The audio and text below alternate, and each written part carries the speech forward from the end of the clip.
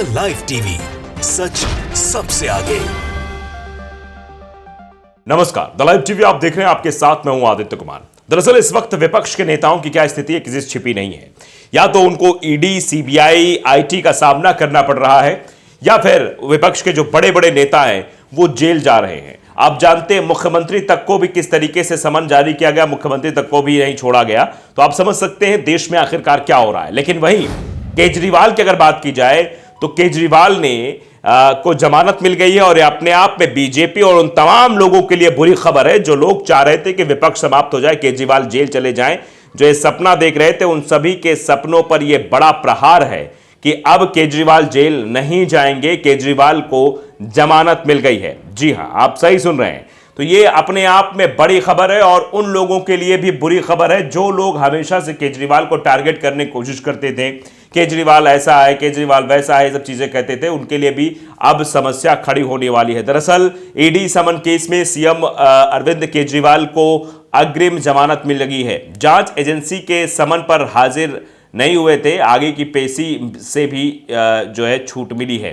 तो आप समझ सकते हैं अग्रिम जमानत मिल गई है कोर्ट की तरफ से। तो अपने आप में ये बड़ी खबर भी है, और जो लोग ये राह देख रहे थे कि केजरीवाल को जो है मतलब अब जेल जाना पड़ेगा, केजरीवाल जेल जाएंगे, केजरीवाल को हिरासत में ले लिया जाएगा, और बहुत सारी चीज़ें, बहुत घटनाक्रम एक के बाद एक हो जाएंगे, तो ऐसा कुछ भी नहीं हुआ। केजरीवाल को जमानत मिल गई है। अब ईडी के समन केस में एक केजरीवाल को जमानत मिली, इसको लेकर चर्चाएं तेज हो गई हैं। तो साफ तौर पर आप समझ सकते हैं अरविंद केजरीवाल को जिस तरीके से जमानत मिली है, इसको लेकर अब बीजेपी के सामने जरूर मुश्किलें खड़ी हो गई कि आखिरकार इसका जवाब वो कैसे देंगे। क्योंकि अरविंद केजरीवाल को लेकर टिप्पणी करना, और चुनाव से पहले इस तरीके से अरविंद केजरीवाल को जो जमानत मिली है वो अपने आप में ये बताने के लिए काफी है कि अरविंद का अब कद जरूर बढ़ेगा, और इसको लेकर तरह तरीके की चीजें भी देखने को मिल रही हैं।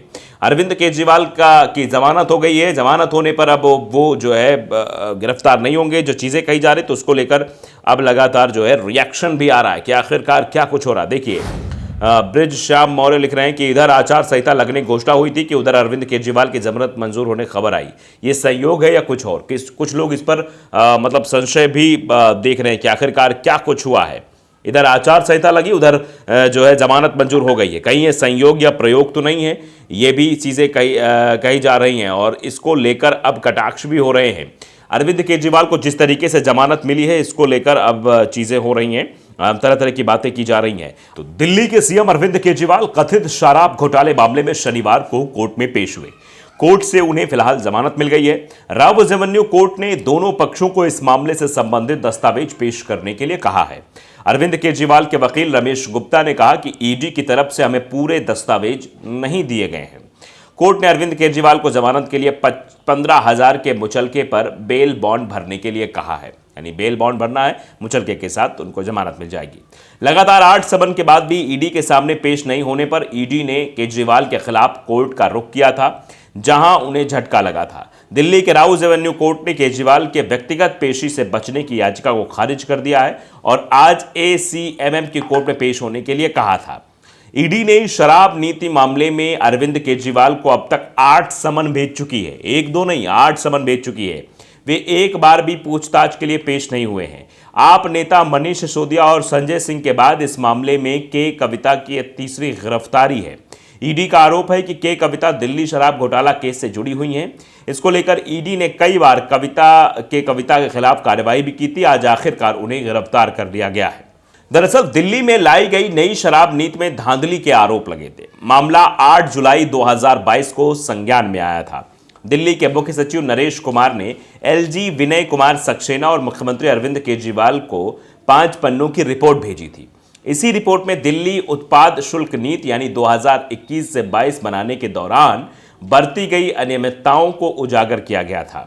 रिपोर्ट मिलने के बाद दिल्ली के एलजी वीके सक्सेना ने इस मामले की विजिलेंस से जांच करने का आदेश दिया था। साथ ही इस मामले में विस्तृत रिपोर्ट भी उस वक्त मांगी गई थी।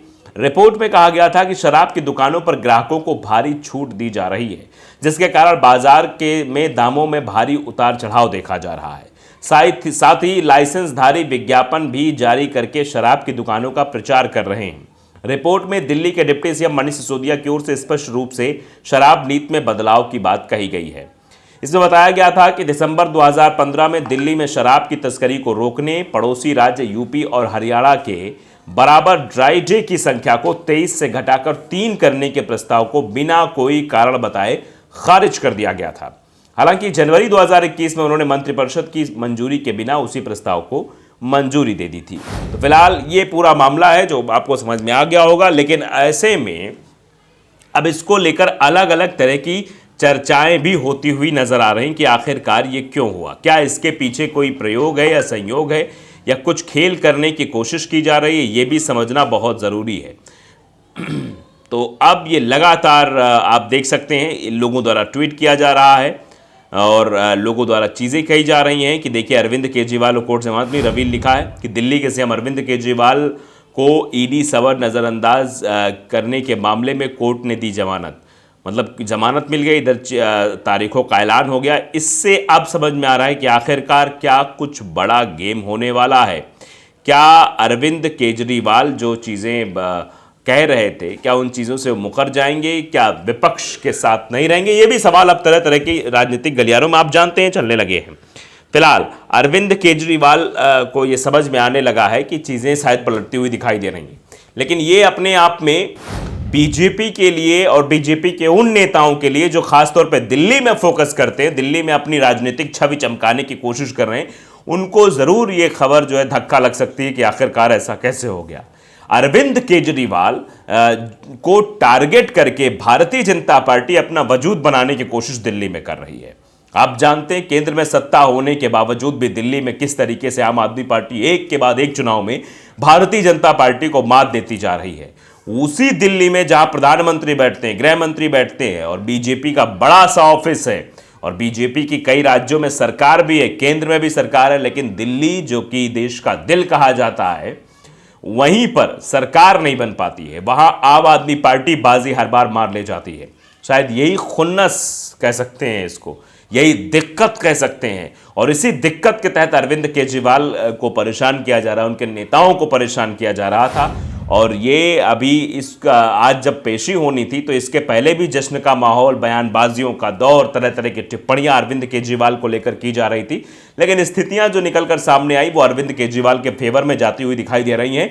तो इससे आप ये समझ सकते हैं कि अब जो है बीजेपी के नेताओं की टेंशन बढ़ने वाली है और अब अरविंद केजरीवाल को जमानत मिली है। दरअसल अभी मामला और लंबा खींचना है, लेकिन अब चुनाव है और चुनाव के बाद देखिए क्या कुछ चीज़ें होती हैं, क्योंकि ये चुनाव की तारीखों का ऐलान हो गया, आपको भी मालूम है 7 चरणों में चुनाव होगा और नतीजे भी उसके बाद आएंगे। ये अपने आप में मोदी सरकार को जरूर झटका माना जा रहा है, बीजेपी को झटका माना जा रहा है कि अरविंद केजरीवाल को इस तरीके से जमानत मिल जाना, अरविंद केजरीवाल को कोर्ट से राहत मिल जाना, अरविंद केजरीवाल के पक्ष में फैसला चला जाना, ये कहीं ना कहीं ये जो परेशान करने के लिए काफ़ी है भारतीय जनता पार्टी दिल्ली के खास करके नेताओं को। तो लाइव टीवी को अगर आपने सब्सक्राइब नहीं किया जरूर करें, बेल आइकन दबाएं ताकि सच खबर आप तक पहुंचती रहे। नमस्कार।